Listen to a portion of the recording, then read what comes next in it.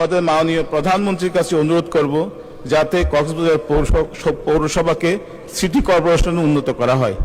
মাননীয় সদস্য জনাব লুৎফুর রহমান, কক্সবাজার 3। স্পিকার, আপনাকে ধন্যবাদ আমাকে সুযোগ দেওয়ার জন্য। এটা চলবে। আমি কার্যপ্রণালী বিধি 71 বিধি অনুসারে জরুরি জনগুরুত্বপূর্ণ সম্পন্ন বিষয় সম্পর্কে মাননীয় স্থানীয় সরকার, পল্লী উন্নয়ন ও সমবায় মন্ত্রী মহোদয়ের মনোযোগ আকর্ষণ করে নোটিশ দিয়েছি।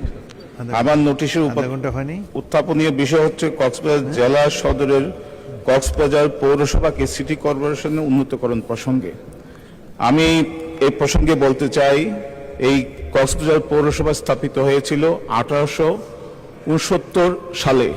আজকে থেকে প্রায় 157 বছরে আগে এই পৌরসভা স্থাপিত হয়েছিল।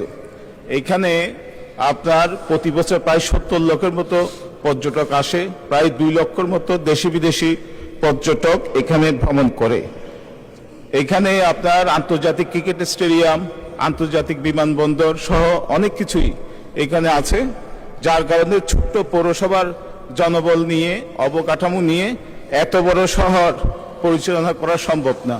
তাই আমি মাননীয় স্থানীয় সরকার, পল্লী উন্নয়ন এবং আমাদের মাননীয় প্রধানমন্ত্রীর কাছে অনুরোধ করব যাতে কক্সবাজার পৌরসভাকে সিটি কর্পোরেশনে উন্নত করা হয়। ধন্যবাদ মাননীয় স্পিকার।